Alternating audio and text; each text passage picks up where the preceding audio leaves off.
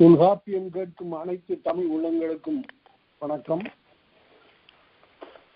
இன்றைக்கு அகத்திணைகள் முடித்த பிறகு புறத்திணைகளுக்கு வந்திருக்கிறோம். பொருளதிகாரத்தில் 2வது இயல் புறத்திணைகள் என்பது. அன்பர்களே, இந்த அகம் புறம் என்ற 2 சொற்கள் அக வாழ்க்கையும் புற வாழ்க்கையும் குறிக்கக்கூடிய வகையில் வழங்குவது என்பது தமிழில் மட்டுமே. முற்றக்கற்ற சிவஞான முனிவர் அவர் மெய்கண்ட சாஸ்திரத்திற்கு விரிவாக விருத்தி எழுதியவர். சிவஞான போத விருத்தியை பல 100 பக்கங்கள் எழுதிய ஒரு பெருந்தகை சிவஞான முனிவர். இலக்கணத்துல கரை கடந்த பெரும்புலமை உடையவர். பிறருடைய உரையெல்லாம் திருத்தி புதுக்கி அமைத்தவர். அவர் சொல்றாரு, அகம் புறம் என்னும் 2 சொற்கள் தமிழன்றி வடமொழிக்கண் செல்லா அப்படின்னு எழுதினார். வடமொழியில இந்த அகப்பொருள் புறப்பொருள்ங்கிற பாகுபாடு கிடையாது. வினையச்சம் என்பது இல்லை. அது தமிழுக்கே ஒரு தனித்தன்மையை காட்டுகின்ற வகையில் சொல்லப்பட்ட பண்புகள் என்று சிவஞான முனிவர் காட்டுகிறார். அதனால அகம் புறம் என்பது அகத்துக்கு அருமையான ஒரு விளக்கத்தை நச்சினார்க்கனியர் தந்திருக்கிறார் என்பதை பார்த்தோம். புறம் என்பது யாது? அகம் அல்லாதன புறம் அப்படின்னார். அகத்திணைக்கு இருக்கக்கூடிய கட்டுப்பாடுகளும் விதிமுறைகளும் புறத்திற்கு இல்லை. அகத்திணையில ஒருவனுடைய பால் உணர்ச்சியை, ஒருவனுடைய காதல் உணர்ச்சியை சொல்லுகிற போது அந்த தலைமக்களுடைய பெயர்களை சொல்லுதல் மரபு இல்லை. அதே போல அகத்திணை பாட்டு என்று சொன்னால் அது முதல் கரு உரி என்ற முப்பொருள் பாகுபாடு உண்டு. அது புறத்திணையில அந்த பாகுபாடு செல்லாது. இதெல்லாம் சிவஞான முனிவர் சொல்லியிருக்கிறார். சிவஞான முனிவரை படிக்கணும். மிகச்சரி பெரிய ஆற்றல் வாய்ந்த பெரும்புலவர். அவருக்கே ஒரு மயக்கம் இருந்தது. என்ன மயக்கம்? வடமொழி மேல அவருக்கு ரொம்ப பற்று உண்டு. சமஸ்கிருதத்தை நல்லா படித்தவர். அவர் இளம்பூரணரை பற்றி எழுதுகிற போது இளம்பூரணர் நிறைந்த புலமை உடையவர். தொல்காப்பியத்திற்கு இளம்பூரணருடைய உரைதான் முழுமையாக அமைந்தது. அவர் இளம்பூரணரை பற்றி சொல்லும் போது அவர் தமிழொன்றே அறிந்தவர்னு எழுதினார். இது என்ன குறையாது? ஒரு மொழியில முற்ற கற்று முடிந்த புலமை உடையவராக விளங்கினார் இளம்பூரணர். அதனால அந்த இளம்பூரணருடைய உரையை பார்க்கிறோம். இளம்பூரணருடைய உரை இல்லாம நச்சினார்க்கனியர் உரை எழுதியிருக்க முடியாது. யாருமே உரை எழுதியிருக்க முடியாது. அந்த அளவுக்கு இளம்பூரணர் எழுதியிருக்கிறாரு. அவர் சொல்லுகிறார், புறத்திணை என்பது 7. நச்சினார்க்கனியர் சொல்லுகிறார், அகத்திணை 7ன்னா புறத்திணை 7ஆகத்தான் இருக்கணும். என்ன செய்து விட்டார்கள்? தவறு செய்தார்கள். பிற்காலத்துல தவறு செய்ததாகவே நச்சினார்க்கனியர் சொல்றாரு. 7 திணைய 7 புறத்திணைகளை வெச்சி, வஞ்சி, உடிஞை, தும்பை, வாகை, காஞ்சி, பாடான் என்று சொல்லப்படுகின்ற 7 திணைகளை 12 ஆக்கிட்டாங்க. அகத்திணை 7ஆ இருக்கும்போது புறத்திணை 7ஆக இருக்கணும். அருமையான ஒரு ஓமை சொல்லுவார் நச்சினார்க்கனியர். அகங்கை 2 உடையாருக்கு புறங்கையும் 2 தானே, 4ஆவதும்.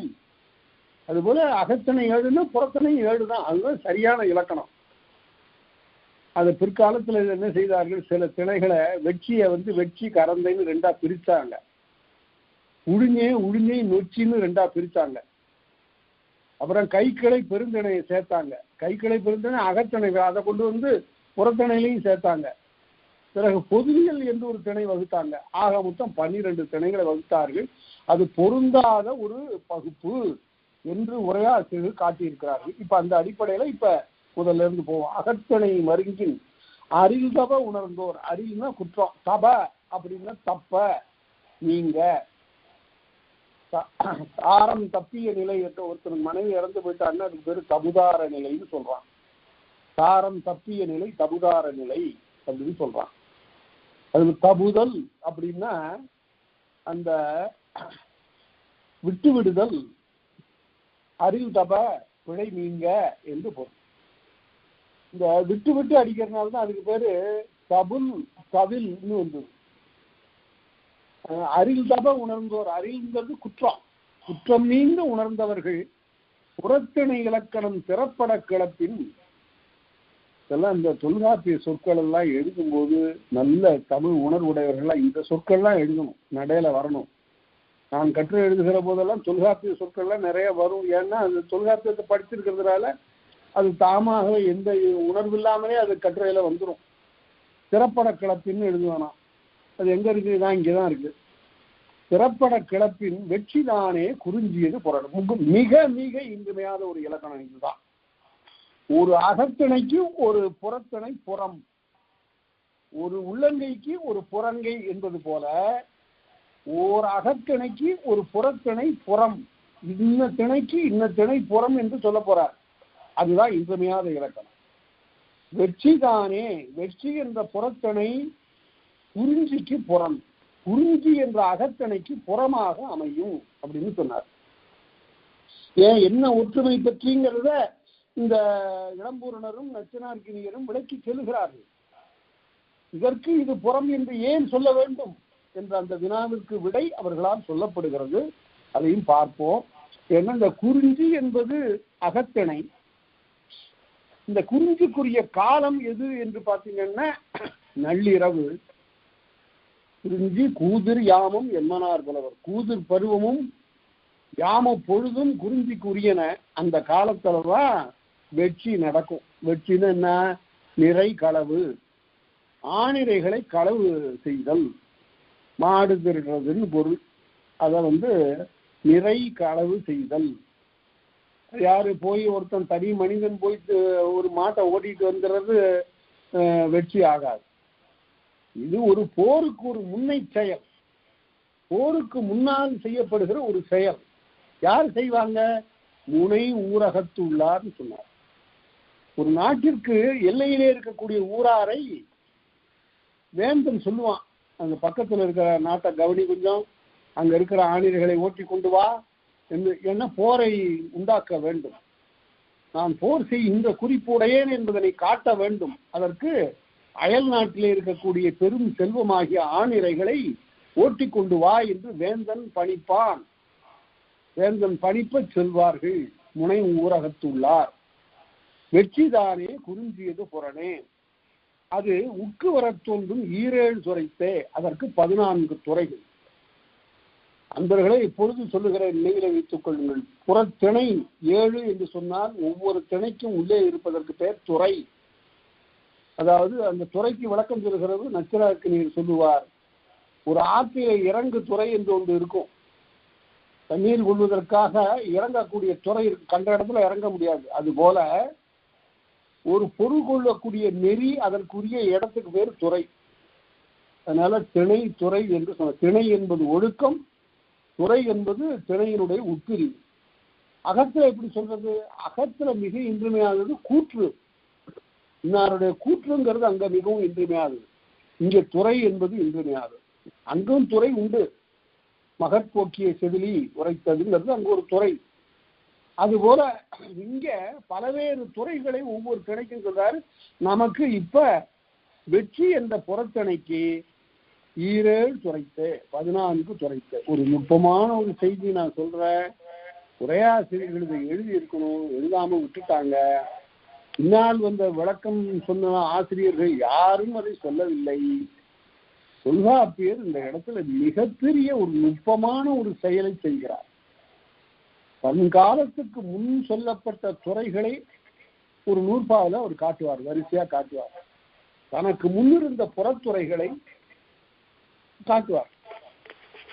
அப்புறம் அதற்கு பிறகு தன் காலத்திலே புதிதாக உண்டான துறைகளை ஒரு நூற்பாவில் சொல்லுவார், இருந்தால் சொல்லுவார். அத பார்க்க போறோம். இது ஒரு மிக இன்றியமையாத ஒரு செய்தி. இது தெரியாம பல நூற்பாக்களுக்கு ஏன் என்று சொல்லியிருக்காரு, எதுக்கு சொல்லியிருக்கிறாரு என்றெல்லாம் தெரியாமல் தடுமாறு கூடியவர்கள் பலர். இப்ப பாருங்க, நிறைகோடல் என்பது எங்க நடக்கும்? குறிஞ்சி நிலத்துல தான் நடக்கும். மலை சார்ந்த குறிஞ்சி நிலத்தில் தான் இந்த மாட்டை ஓட்டிட்டு வர்றதுங்கிற நிகழ்ச்சி நடக்கும். அடுத்தது நிறைகோடலும் களவு. அதே போல குறிஞ்சியில காதலிக்கிறதும் களவு, களவு காதல். இந்த 2 ஒற்றுமை பற்றியும், அப்புறம் வெற்றிப்பூ சூடுவார்கள். வெற்றிப்பூ என்பது குறிஞ்சி நிலத்துக்குரியது. அதை ஜியு போப் சொல்லுகிற போது தி ஃப்ளேம் ஆஃப் த ஃபாரஸ்ட், காட்டுல நெருப்பு எரியறது மாதிரி இந்த பூ எங்க பார்த்தாலும் மலர்ந்துருக்கும். நீங்களும் பார்த்துருப்பீங்க. அதுக்கு பேரு வெட்சி. அது எங்க இருக்கு வெட்சிங்கிறது? சிவப்பா இருக்கும் பூ. அதனுடைய காய தரையில தேய்ச்சிட்டு மேல வச்ச சுடும். அதுக்கு பேரு இந்த காலத்துல கல்யாண முருங்கைமா, மணமுருங்கைன்னு சொல்லுவான். நெருப்பு போல சிவந்த பூக்களை உடையது, ஃப்ளேம் ஆஃப் த ஃபாரஸ்ட் என்று ஜியு போப் சொல்றார். அந்த போப்பினுடைய பாடல்களை நீங்க வாங்கி படிங்க. ஹெராயிக் பாயிண்ட்ஸ் அப்படிங்கிறதுல புறநானூற்று பாடல்களை அவர் மொழிபெயர்த்திருக்கார். அந்த காலத்துல முதல்ல ஒவ்வொரு ஜனவரி திங்கள்லையும் ஒவ்வொரு பாடலை மொழிபெயர்த்து முதல் நாள் அன்னைக்கு ஊவே சாமிநாதையருக்கு அனுப்பிச்சிருவார் ஜியு போப் புறநானூற்று பாடலை. அது ஒரு அரிய செய்தி. அப்படியெல்லாம் செய்ததுனால்தான் தமிழ் இன்றைக்கும் நம்மிடம் இருக்கிறது. சரி, நச்சினார்க்கினியர் சொல்றாரு, கங்கூர் காலம், குறிஞ்சித்திணைக்கு உரிய காலம் எது என்று கேட்டால் கங்கூர் காலம். அப்பதான் போய் நல்ல இரவின்கண் போய் கவர்ந்து முடித்து காலையில வந்துடுவான் மாட்டை ஓட்டிட்டு. இந்த ஒற்றுமை பற்றி வெட்சி என்பது குறிஞ்சிக்கு புறனாகும். குறிஞ்சி அகத்திணை என்றால் வெட்சி அதற்கு நிகரான புறத்திணை. சரி, வேண்டு விடு முனைஞர் ரொம்ப தெளிவாக பார்க்கணும். வேந்தனால் அனுப்பப்பட்ட முனை ஊரகத்தினர், எல்லையில இருக்கிற ஊர், பார்டர் செக்யூரிட்டி போர்ஸ் மாதிரி எல்லையில இருக்கக்கூடிய வீரர்கள் வேந்து விடு முனைஞர் வேற்றுப்புற களவின் பிறர் நாட்டிலே இருக்கக்கூடிய ஆக்களை களவு செய்தல் ஆதந்து ஓம்பல் மேவத்தாகும். மிக கூர்ந்து கவனிக்க வேண்டிய இடம் ஆதந்து ஓம்பல். இதுல 2 நிலை இருக்கிறது. ஆராய்ச்சி செய்தாதான் பல செய்திகள் வெளியில வரும். என்னுடைய ஆய்வேட்டிலேயே நான் எழுதியிருக்கிறேன். ஆதந்து ஓம்பல் என்றால் என்ன பொருள் என்றால், பசுக்களை கவர்ந்து கொண்டு வந்து பாதுகாக்கிறான். தொடக்க காலத்துல ஒரு பசுவை அடித்து சாப்பிட்டான். வர்ற வழியில அவன் பசி என்ன பண்ணுவான், கவர்ந்து கொண்டு வரக்கூடிய இடத்துல ஒரு பசுவை வெட்டி கொழுப்பு எரிந்துன்னு அகநானூற்று சொல்றான். கொழுப்பு நிறைந்த ஒரு பசு துண்டாடி அங்கேயே சமைச்சு சாப்பிட்ற ஒரு வழக்கம் இருந்தது. அதுக்கு பிறகு அதை கைவிட்டுட்டாங்க. அந்த பழக்கத்தை கைவிட்டு விட்டார்கள் என்பது இன்றியமையாதது. அந்த காலத்தில் தான் ஆதந்து ஓம்பல், பசுக்களை பாதுகாத்தல். பசுக்களை பாதுகாக்கிற ஒரு நெறியை தமிழ் இலக்கியங்கள் பேசுது. ஒரு காலத்துல ஒரு நாகரிகம் அரும்பாத நிலையில் பசுக்களை ஓட்டி கொண்டு வருகின்ற போது ஒரு பசுவை வெட்டி கொண்டு உண்ணுதல் என்பது ஒரு முறையாக இருந்தது. பிற்காலத்தில் அது கைவிடப்பட்டது. பல இடங்கள்ல சங்க இலக்கியங்களிலே பசுவினுடைய பெருமையை பேசுவான். அதனுடைய பெருமையை இன்னும் சிறப்பாக என்பது மிகவும் தூய்மையானது, அதை கொல்லுதல் தகாது என்ற கருத்தை சீத்தலை சாத்தனார் என்ற சங்க புலவர் மணிமேகலையில் சொல்றார். விடுநிலமருங்கின் படுபுல்லார்ந்து நெடுநிலமருங்கின் மக்கட்கெல்லாம் பிறந்த நாள் தொட்டு சிறந்த அதன் தீம்பால் அறந்தரு நெஞ்சமோடு அருள் சுரந்து விட்டும் இதனோடு வந்த செற்றம் என்ன. ஏயா என்ன பாவம் செய்து நமக்கு வேண்டாங்கிற வைக்கலை சாப்பிட்டுட்டு அருமையான பாலை கொடுக்குற பசுவை போய் வெற்றி அறிவு இருக்கா? யாரை பார்த்து கேட்டா? அந்த காலத்திலே இருந்த பிராமணர்களை பார்த்து கேட்டான், பார்ப்பாரை பார்த்து கேட்டான். அவர்கள் வேள்வியில பசுவை வெட்டி கொன்று சாப்பிடுவாங்க. அதனால குரால் சாப்பிடுவதனை மனு தர்மம் ஏற்றுக்கொள்கிறது.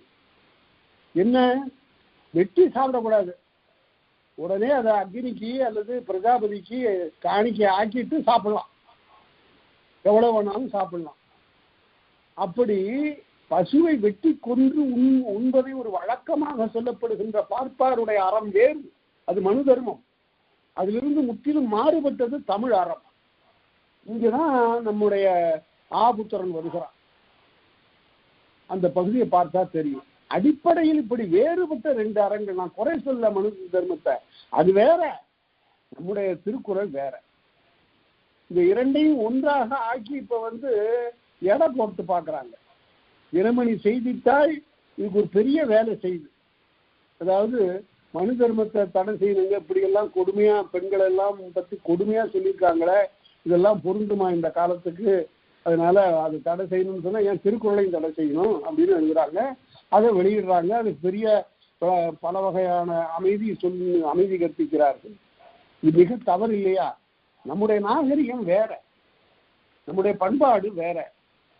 இங்கு அறந்தரு நின்ற முறை அருள் சுரந்தூட்டும் சொல்லுகிறான் பாருங்க. 2 அதிகாரம் இருக்கிறது, கொல்லாமை புலால் மறுத்தல் என்று 2 அதிகாரம் திருக்குறள்ல சொல்லப்பட்டிருக்கிறது. இந்த 2ஐயும் கொண்டு போய் எங்க வச்சு பார்க்கறது, எதோட வச்சு ஒப்பிடுறது? அதனால மிக ஒரு உயர்ந்த அறத்தை நாம் பேசுகிறோம். வேந்து விடும் ஆதங்கு ஓம்பல் என்பது ரொம்ப இன்றியமையானது. பசுக்களை கொண்டு வந்து பாதுகாத்தல் ஆதென்று ஓம்பல் மேவற்றாகும். வேந்தனால் விடப்பட்ட முனை ஊரகத்து உள்ளார் என்று உரையாசிரியர்கள் எழுதுவார். முனைப்புறத்தை காத்திருக்கக்கூடிய தண்ட தலைவர்களை கூப்பிட்டு போய் கொண்டு வாண்டாம் ஆக்களை அப்படின்னு. அப்ப அதே பார்க்கலாம், இந்த பசுக்களை எப்படி பாதுகாத்து இருக்கிறார்கள் என்பதற்கு 9வது புறநானூற்று பாட்டை பாருங்க, அருமையான பாட்டு. அது என்ன சொல்லுகிறான் என்றால், ஆவும் ஆணியர் பார்ப்பனமாக்களும் பெண்டிரும் பிடியுடையீரும் தென்புலம் வாழ்நருக்கு அருங்கடனருக்கும் பொன்போர் புதல்வர் பெறாதீரும் இம் அம்பு கடிவிடுதும் இம் அரண் சேர்வும் என அறத்தாறு நுவலும் பூக்கை என்று அந்த முதுகுடுமி பெருவெழுதியை பற்றி சொல்லக்கூடிய பாட்டுல சொல்றான். என்ன சொல்லுகிறான்? போர் செய்வதற்கு முன்பு பசுக்கள் எல்லாம் அப்பால கொண்டு போயிடுங்க, அது பின்புறக்கூடாது என்று சொன்ன ஒரு அறத்தை 9வது புறநானூற்று பாட்டு சொல்லுகிறோம். அதே போல பார்ப்பன மக்களையும் அப்புறப்படுத்திடுங்க, அவங்களுக்கு போருக்கு சம்பந்தம் இல்லை, அவங்க இந்த மாதிரியான மரத்தொழிலுக்கு உரியவர்கள் இல்லை, அவர்களால போரிடலாம் முடியாது, அவங்க போரிட்டு வந்தவர்களும் இல்லை, அதனால அவங்களையும் அனுப்பிச்சிருங்க, பெண்களையும் அனுப்பிச்சிருங்க. ஆவும் ஆணியர் பார்ப்பன மக்களும் பெண்டீரும் நோயுற்றவர்களை அனுப்பிச்சிருங்க. என்ன ஒழுங்கா போர் செய்திருக்கிறான் பாருங்க.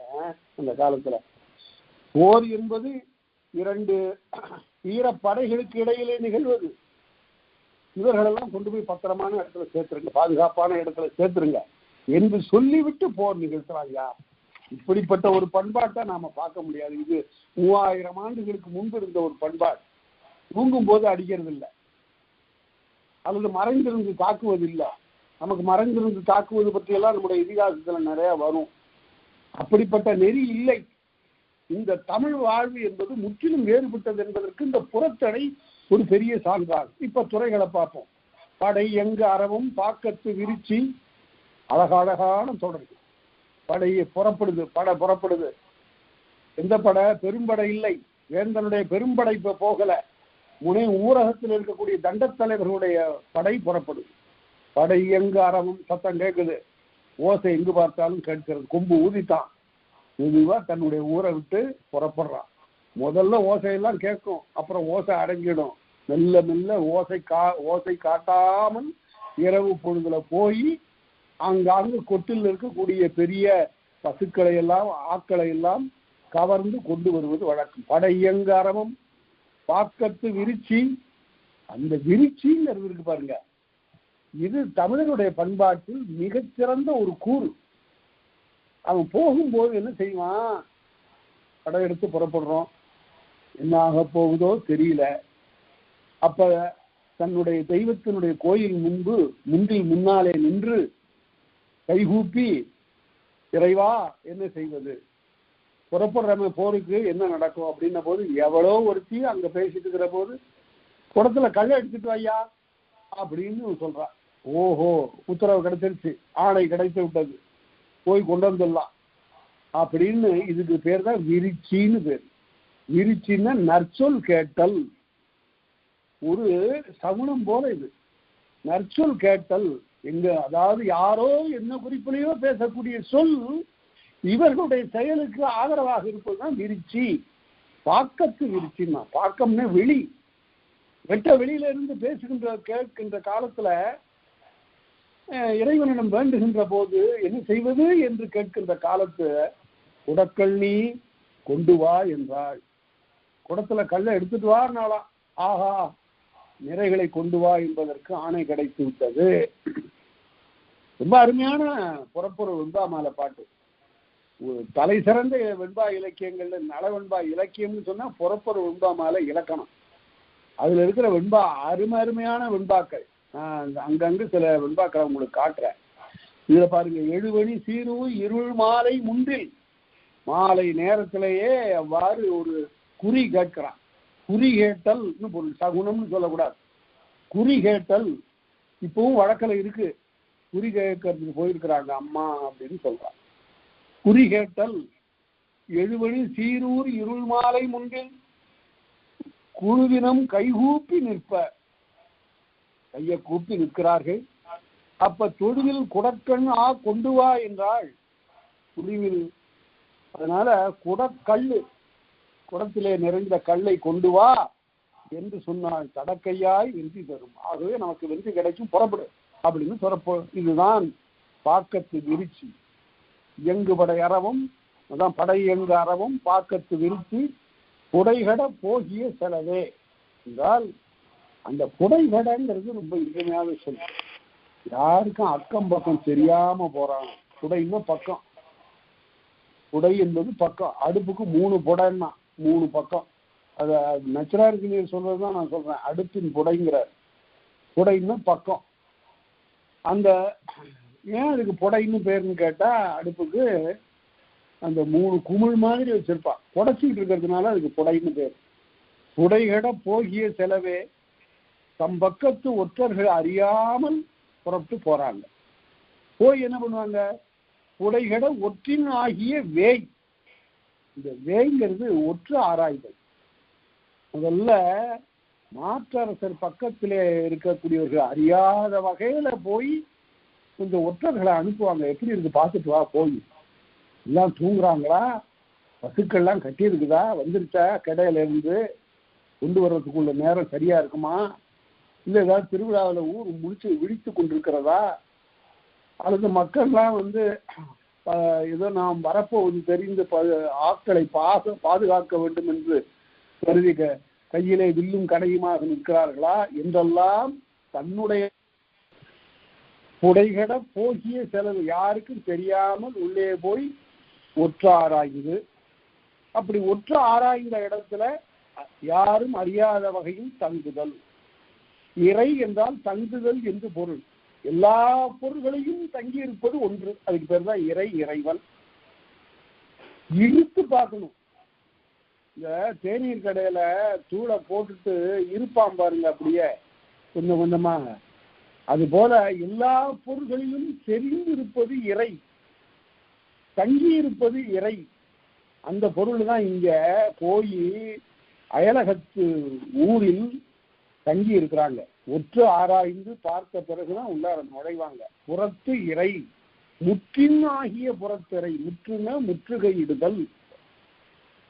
ஆட்கள் கட்டியிருக்கக்கூடிய இடத்தை முற்றுகையிட்டு அமைதியாக இருளிலே தங்கி இருப்பார்கள். பிறகு திடீரென்று பாய்வார்கள். அங்க இருக்கக்கூடிய காவலர்களை, ஆட்களுக்கு காவலாக இருப்பவர்களை வெட்டி போர் செய்வார்கள். முற்றிய ஊர் கொலை. நன்றாக நினைவில் வைத்துக் கொள்ள வேண்டும், இது போர் இல்லை, இது ஊர்கொலை, இது பூசல்னு சொல்லுவாங்க.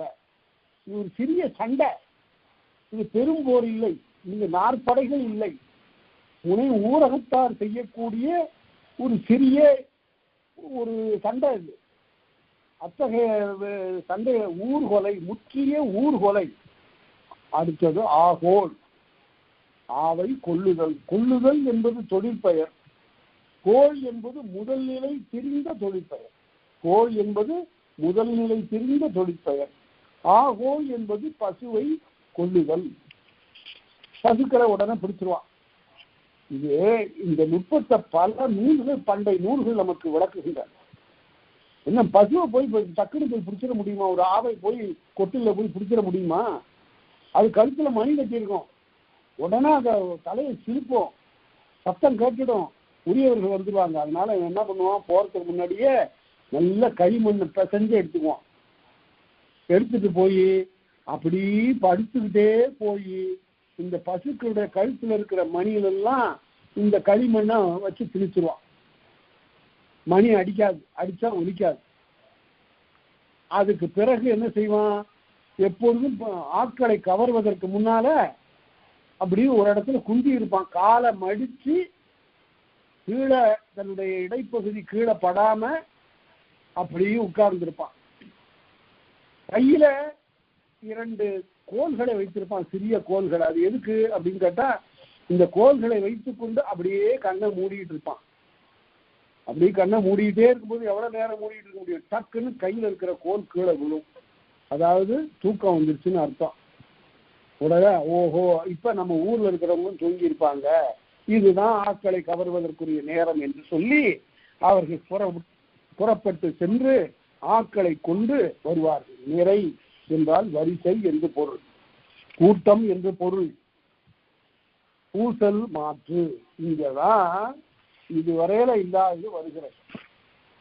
முதல்ல ஆவை கொள்வதற்காக வந்தார்கள். முக்கிய ஊர்வலையில எதிரணிக்காரர்கள் வந்துட்டாங்க. எதிரணிக்காரர்களுடனே ஒரு சண்டை நடக்குது. அந்த சண்டையில பசுக்களை ஆட்களை இவர்கள் கொண்டு கொண்டு கொண்டு விடுகிறார்கள். உடனே ஒரு பூசல் ஏற்படுகிறது. பூசல் மாற்று.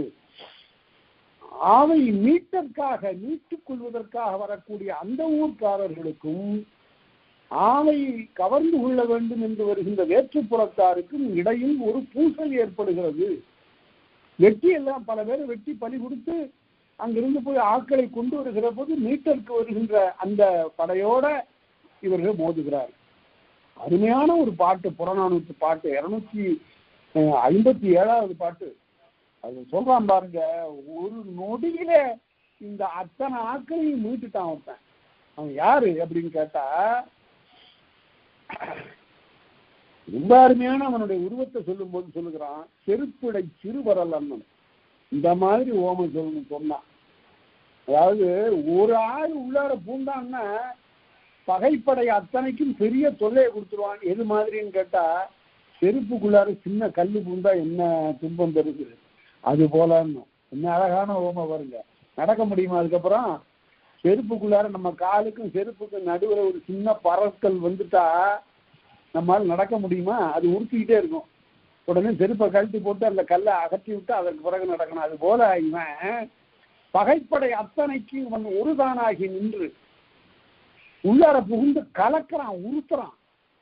செருப்பிடை சிறுவரல் அண்ணன் கணைக்கால் அவையிற்று அகன்ற மார்பின் பைங்கன் குச்சி நிறைத்த குருமையில் மோவாய் தாடி வச்சிருக்கிறான். அந்த கன்னத்து மீசி அப்படியே கன்னத்துல இறங்கி பட்டையா கீழே இறங்குது. அப்படிப்பட்ட ஒரு ஆளு செவி இறந்து தாழ்கரும் கவுளம்பான். அதிலிருந்து இறங்கி இந்த கண்ணை மீச மிக கருப்பா அடர்ந்து நிற்கிறது. கீழே ஒரு குறுந்தாடி. இந்த போர் மரவன் என்ன செய்தானா, அப்படி கைய அப்படி அசத்தானா, அவ்வளவுதான். இந்த பாரா அப்படின்னு சொல்லிட்டு அங்கிருந்து வந்து அத்தனை ஆட்களையும் மீட்டு கொண்டு போய் விடுகிறான். அதைத்தான் 257வது பாட்டு சொல்லுகிறது. அதுக்கு பேர், அந்த பாட்டுக்கு இது வெற்றி திணை என்று பெயர்.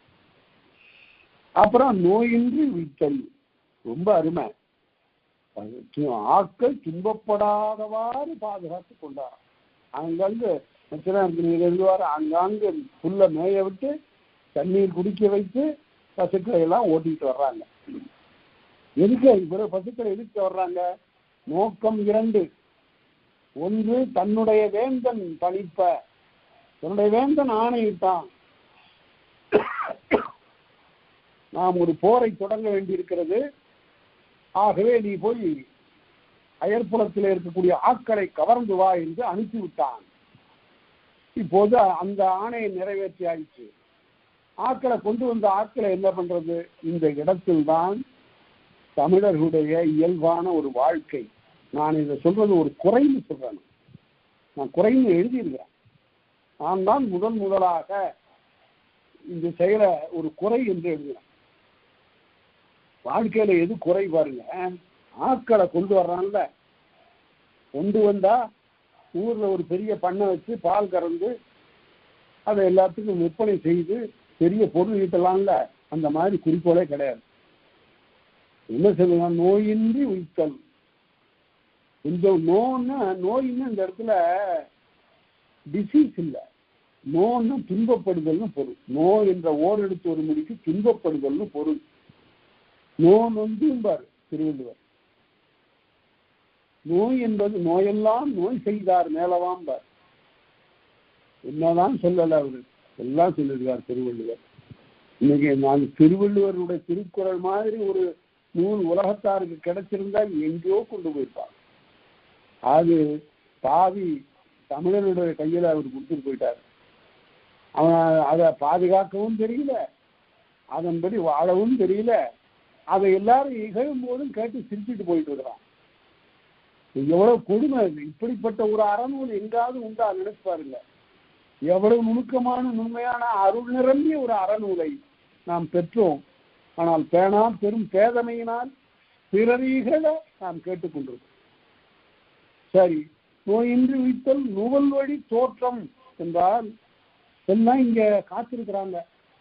ஆட்களை கவர்வதற்காக போனார்களே நம்ம வீட்டுக்காரர்கள்லாம், என்ன ஆச்சோ தெரியலையே அப்படின்னு எல்லாரும் ரொம்ப கவலையோட தமர் கவர்ந்து சொல்லிய வழி வள்ளியே என்ன வள்ளியே நாங்க அதோ தெரியலையா, பசுக்களுடைய கூட்டம் மாதிரி தெரியுது, வந்துட்டாங்க, எல்லாரும் வந்துட்டாங்க. படையெடுப்புக்காக போனவங்க எல்லாரும் ஆட்களை கவர்ந்து வந்து விட்டார்கள் என்ற உடனே அங்கிருந்து தந்து நிறை கொண்டு வந்து, நிறைன்னா நிறுத்துதல், வல்லினம் போடணும். தந்து நிறை, இதுக்கு முன்னாடி நிறைன்னா இடையினம் போட்டோம். இங்க தந்து நிறை, தந்து நிறுத்துதல் கொண்டு வந்து வாரிசையா பாருங்க. அத பார்க்கணும்னு, இந்த மாதிரியான ஒரு ஆட்களுடைய வரிசையை பார்க்கணும்னா கோவை மாவட்டத்துலதான் பார்க்கணும். கோவை மாவட்டத்துல மிகப்பெரிய பெரும் பண்ணை. அவர் யார்? அவர் பெரிய வள்ளல் குடியில பிறந்தவர், சட்டயக்காரர்னு பேர் அவருக்கு. அவருடைய பண்ணை பெரும் பண்ணை. அதுல வரிசையாக ஆட்களை நிறுத்தி இருந்தா அடுத்த ஊர் வரையில நிற்குமா வரிசை, அவ்வளவு ஆட்கள். தந்து நிறை, அப்புறம் பாதியீடு, இதுதான் நான் சொன்னேன்.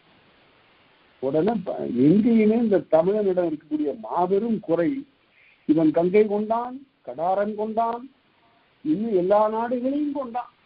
ஆனா கொண்ட நாடுகளை எல்லாம் தன்னுடைய கீழே வைத்திருந்தானே, ஆனால் அங்கே ஒரு படையை நிறுவி இது என்னுடைய நாடு என்று சொல்லி தொடர்ந்து பாதுகாத்து வந்திருப்பானே, ஆனால் அங்கே தன்னுடைய செங்கோலை செலுத்தி இருப்பானே, ஆனால் அவனுடைய மொழி பண்பாடு எல்லாம் அங்கேயும் பரவி இருக்கும். இவன் காலம்பரை படையெடுத்து போவான், வெற்றி பெறுவான், மாலையில அவன்கிட்டே கொடுத்துருவான் திரும்ப, போடா போது போடா, உன் நாடு எனக்கு என்ன தெரியும் அப்படின்னு. அதனால என்னாச்சுன்னு கேட்டா நம்முடைய பண்பாடும் பரவல, நம்முடைய மொழியும் பரவல. ஆனா ஆங்கிலேயரை பாருங்க, எந்த நாட்டுல கால் வச்சாலும் 200 ஆண்டுகளுக்கு குறையாம அங்க இருப்பான். என்ன ஆகும்?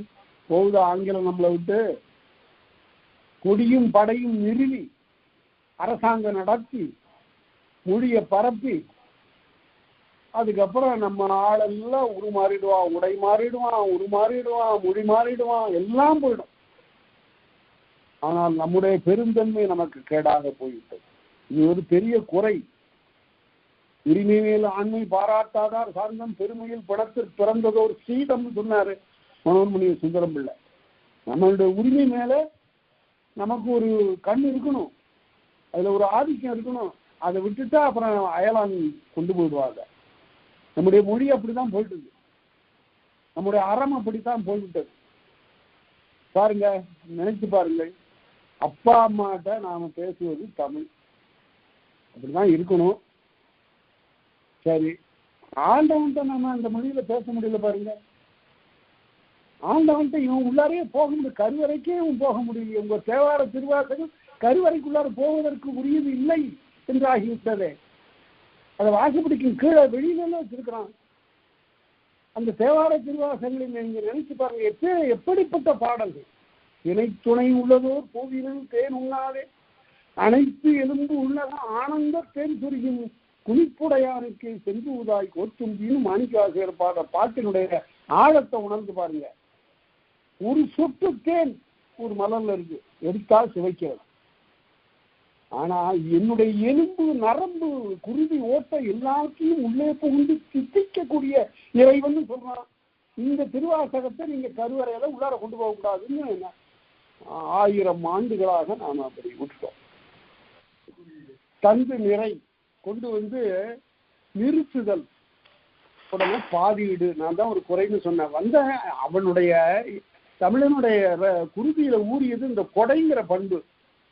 உடனே வெற்றி பெற்ற நாட்டை திரும்ப கொடுத்துறது மாதிரி இங்க பாருங்க, ஆணிரைகளை கொண்டு வர்றான். கொண்டு வந்த உடனே எல்லாருக்கும் பிரிச்சு கொடு அப்படின்னு வர்றான். என்ன பிரிச்சு கொடுக்கறது? ஒல்வாள் மலைந்தார்க்கும் நம்மோடு வந்து போரிட்டவர்களுக்கெல்லாம் ஆளுக்கு 5 பசுவை கொடு, ஆளுக்கு 5 ஆறு கொடு. அப்புறம் ஒற்றாய்ந்து உரைத்தார்க்கும் ஒற்றாராய்ந்து சொன்னவர்களுக்கு 4 கொடு. புல் வாய்ப்ப சொன்ன புலவர்க்கும் பறவையினுடைய மொழியை கேட்டு நல்ல இது அறிகுறி என்று சொன்ன அந்த புலவர்களுக்கு இந்த இடத்துலதான் கவனிக்கணும். புல் வாய்ப்பு சொன்ன புலவர்க்கும், இவங்கெல்லாம் புலவர்களா? யாரு?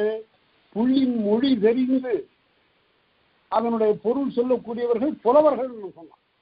புலவர்கள்னா இங்க நம்முடைய இலக்கணம், நன்னூறு இலக்கணத்தையும் பொறுப்பர் வெண்பாமாலையும் தொல்காப்பியத்தையும் படித்தவர்கள் தான் புலவர்கள்னு இல்லை. அந்தந்த துறையில அந்த புலத்திலே தேர்ந்தவர்கள் புலவர்கள்.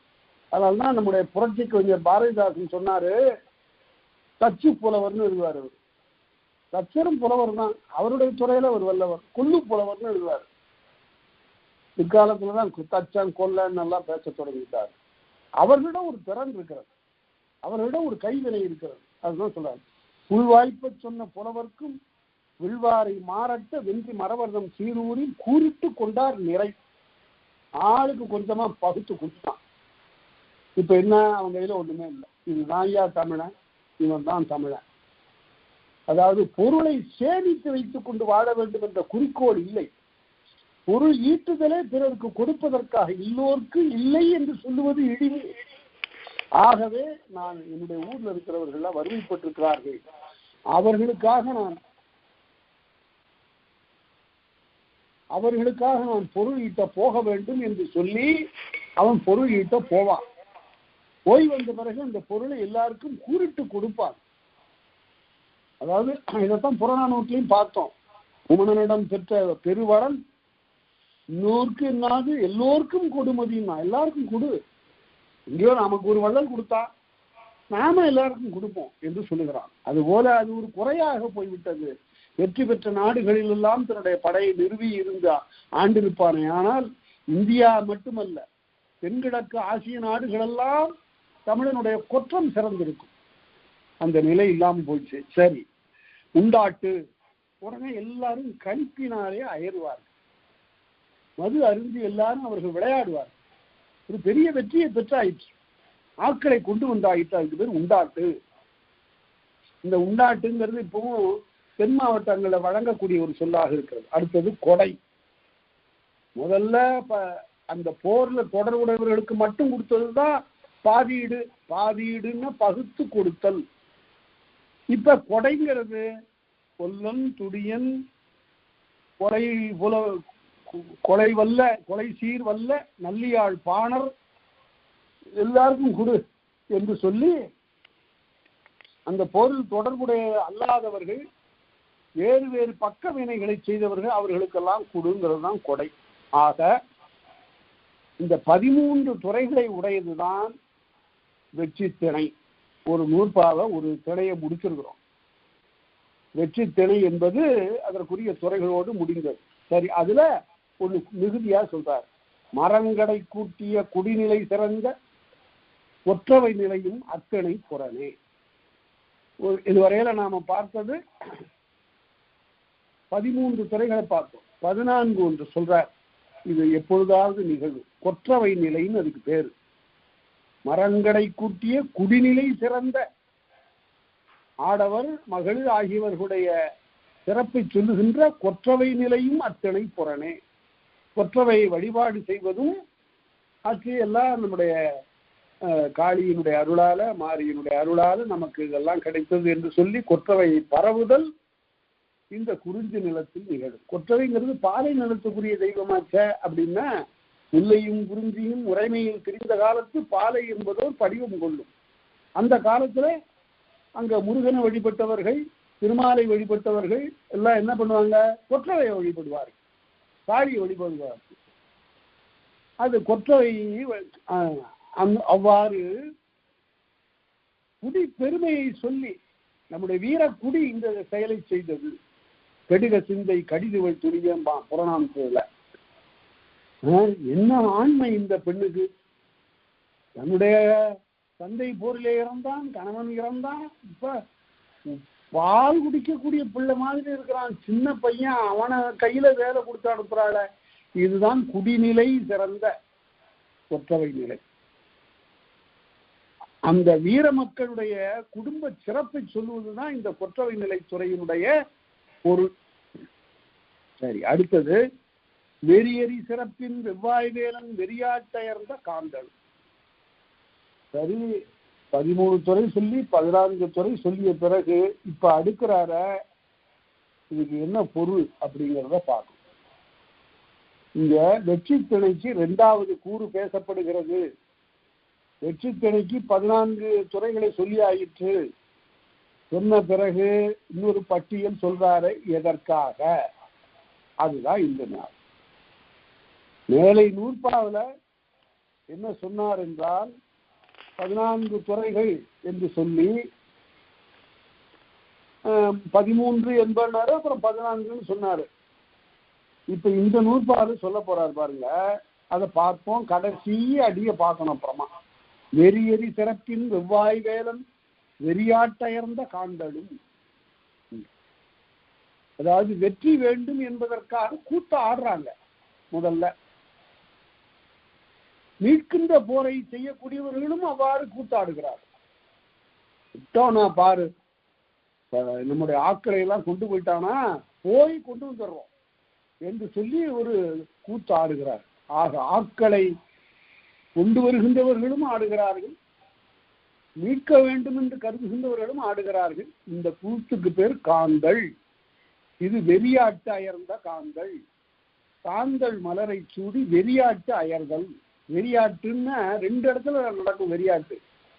ஒன்று, தலைவியினுடைய மேனி நலம் குறைகின்ற காலத்து இவள் பருவத்தே ஓர் நோய் உற்றாள், இதற்கு காதல் நோய் காரணமாக இருக்கக்கூடும் என்று கருதிய தாய் உடனே ஊர்ல இருக்கக்கூடிய வேலனை கூப்பிட்டு, வேலன்னா கையில வேல் வச்சிருக்கிறவன், அவன் முருகன் கோயில் பூசாரி, அவனை கூப்பிட்டு, இந்த பாருப்பா அந்த பொண்ணுக்கு இப்படி இருக்குது, ஒரு மாதிரியா சிரிக்கிறா, ஒரு மாதிரியா பார்க்கறா, எது கேட்டாலும் காதல விழல, என்ன செய்தின்னு உடனே அவன் ஒரு வெறியாட்டு நிகழ்த்துவான்.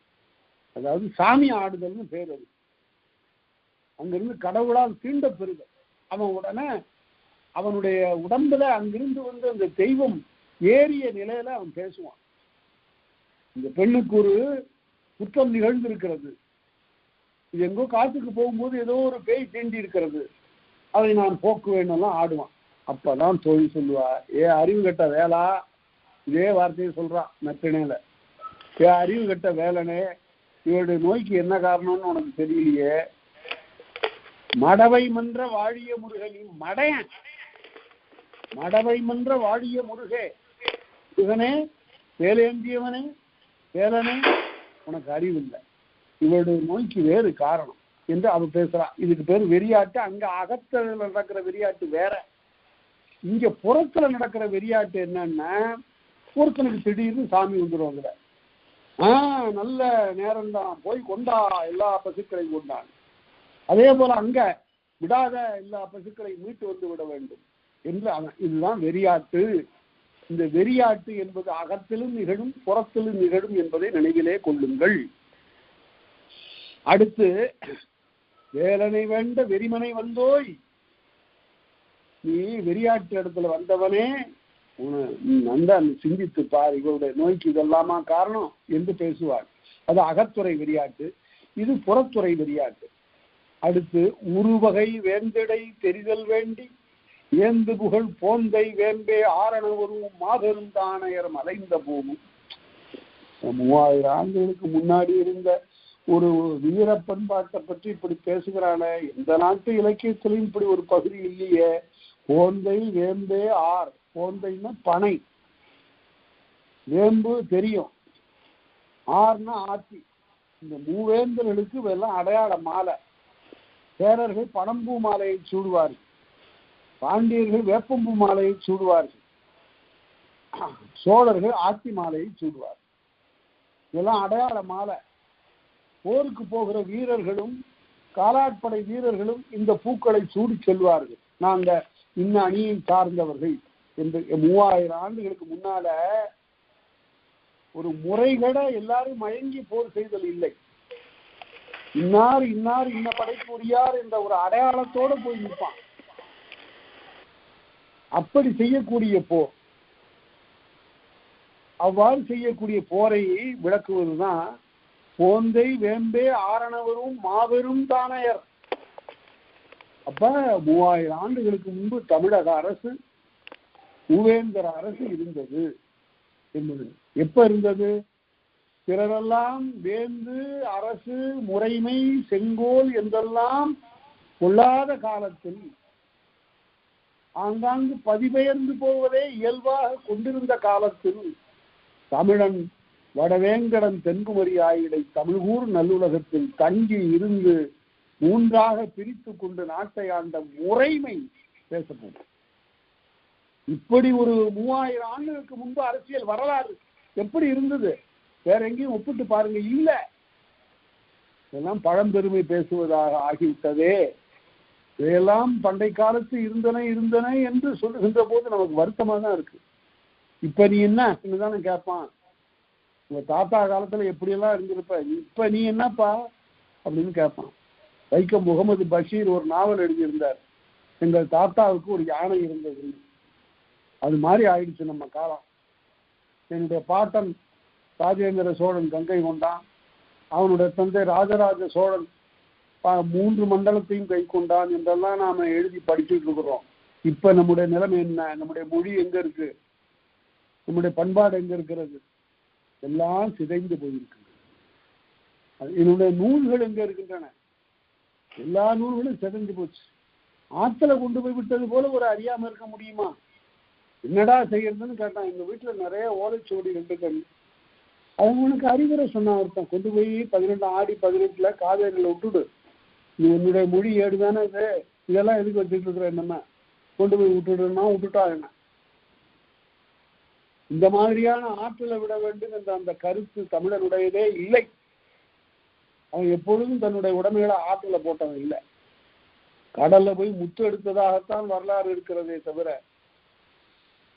ஆற்றுல குளித்து அங்கங்க இருக்கக்கூடிய கடலும் மணியும் பொண்ணும் எடுத்ததாகத்தான் வரலாறு இருக்க தவிர, இப்ப என்ன வரலாறு இருக்கிறது? ஆற்றுல குளிச்சு மணலெல்லாம் எடுத்துடுறோம். இதுதான் நம்முடைய இழிந்த நிலை. சரி, இத வேண்டு இடைதெறிதல் வேண்டி இன்ன வேந்தன் என்று அறியப்படுமாறு போந்தை வேம்பே ஆரணவரும் மாபெரும் தானையரும் அலைந்த பூவும். மாபெரும் தானைன்னு சொன்னான் பாருங்க. அது என்ன மாபெரும் தானை? கடுஞ்சினத்த கொள்களிலும் கடல் பரிய களிமாவும் நெடுங்குடிய நிமிர்ந்தேரும் நெஞ்சு புகழ் மறவரும் என 4 ஆண்டது. 4 படை. அதுல குறுநில மன்னர்களுக்கெல்லாம் பெரிய அளவுல தேர்ப்படை இருக்காது. மூவேந்தர்களுக்கு தான் தேர்ப்படை அதிகமா இருக்கும். யானைப்படை எல்லாருக்கும் இருக்காது. மலையமான் திருமுடிக்காரிக்கு இருந்தது. அதுபோல சிலருக்கு யானைப்படை இருக்கும். குதிரைப்படை அது வெளிநாட்டிலிருந்து கொண்டு வரப்பட்ட விலங்கு. இங்கே அதற்கு பிறகு வளர்க்கப்பட்டு நிறைய குதிரைப்படையும் பெருகிட்டு. காலாட்படை, இந்த காலாட்படைஞர்கள் தான் இந்த அடையாள பூ மாலையை சூடி கொண்டு போருக்கு செல்லுவார்கள். இதெல்லாம் ஒரு மரபு. சரி, இப்ப பூச்சூடி கொண்டு நிறை மீட்க வருகிறார். அடுத்தது வாடா வள்ளி, வள்ளிக்கூத்துன்னு பேர் இருக்குது. நச்சினார்க்கினியர் என்ற மிகப்பெரிய அறிவாளி, பெரிய சான்றோர், ஆளவாய் பெருமானே வந்து நச்சினார்க்கினியராக தோன்றினார் என்று உவே சாமிநாதையர் சொல்லுவார். அந்த நச்சினார்க்கினியர் இந்த இடத்துக்கு உரை எழுதுகிற போது வாடா வள்ளிங்கிறது வள்ளிக்கூத்து. வள்ளிக்கூத்துங்கிறது முருகன் வள்ளி அந்த ஆடுகிற கூத்து, முருகனாகவும் வள்ளியாகவும் நின்று ஆடுகிற கூத்து. அதை இழிந்தோர் காணும் கூத்துன்னு எழுதினார் நச்சினார். கீழ் மக்கள் காணுகிற கூத்து. அந்த மேல் கீழ்மெல்லாம் இந்த உரையாசிரியர்கள் தான் பார்த்தாங்களே தவிர தொல்காப்பியர் சொல்லல. வாடாவள்ளி, ஏன் வாடாவள்ளின்னு சொல்றாரு? வள்ளி கிழங்கு வாடும், இந்த கூத்து வாடுவது இல்லை, புகழ் உடை, அதனால வாடாவள்ளின்னு சொல்றான். புறமகள் வள்ளியினுடைய கோலம் கொண்டு ஆடுகின்ற கூத்து, அதை எல்லாரும் பார்ப்பார்கள். அதை உயர்ந்தவர் தாழ்ந்தவர்கள்லாம் அதுல ஒன்றும் இல்லை. ஸ்பெக்டேட்டர்ஸ் எல்லாரும், காணுகிறவர்கள் எல்லாரும் எல்லாரும் அந்த கூத்துல ஈடுபாடு உடையவர்கள். பயவரையற்றிய ஓடா கடல் நிலை. உடனே இந்த போர்க்களத்துல ஒருத்தன் ஓடாம நிக்கிறான். ஓடாத நிக்கணும்னு பிறக்கிடாதுன்னு இல்லையாரு. ஒரு அடி கூட பின்னால வைக்காம துணிந்து நின்று போர் முகத்துல நிக்கிறான். அந்த ஓடா கடல் நிலை அவனுடைய வீரக்கடலை பாராட்டி பேசுகின்ற ஒரு துறையன். இப்படி ஒருத்தன் போரிட்டாங்க. அடுத்தது ஓடா உடல் வேந்து அடுக்கிய உண்ண நிலை. ஓடா உடல் வேந்து அடுக்கியன்னு சாத்தி சொல்லுகின்ற உண்ண நிலை. அதாவது கால் பிறக்கிடாம பின்னால ஒரு அடி கூட பெயர்த்து வைக்காம அப்படியே நிக்கிறான். அதுக்கு ஒரு துறை இருக்கு, எருமை மரம்னாத பிற்காலத்துல. இந்த என்னதான் ஆரம் அடித்தாலும் ஒரு எருமை அந்தாண்ட போகவே போகாது, அப்படியே நிற்கும் நல்ல மவுண்ட் ரோட்ல. அது மாதிரி இவன் கொஞ்சம் கூட பின்னாடி ஒரு அடி கூட வைக்காம அப்படியே நிக்கிறான். எய்வோர் கிடந்தான் ஏறுன்னு சொல்லுவான். என்ன அருமையான பாட்டு தெரியுங்களா? அது புறப்படும் கல் நின்றான் எந்தை, என்னுடைய தந்தை கல்லாக ஆயிட்டான், போர்ல விழுந்து கணவன் களப்பட்டான், கணவனும் போர்க்களத்துல இறந்து போயிட்டான். முன்னின்று மொய்யவிந்தார் என் ஐயர், இன்னும் எங்களுடைய உறவினர்கள் எல்லாரும் போர்க்களத்துல முன்னால போய் இறந்து போயிட்டாங்க. பின்னின்று கை போய் கனை உதைப்ப காவலன் மேலோடி எய்வோர் கிடந்தான் ஏன். முள்ளம்பன்றி எப்படி இருக்கும் அப்படி கிடக்குறான் யா என் புள்ள, உடம்பெல்லாம் அம்பு தச்சு கீழே விழுந்து கிடக்குறான் என்று சொல்லி ஒரு தாய் பேசுகிறாள். அது ஏறான் முல்லை என்று புறப்படும் பேச.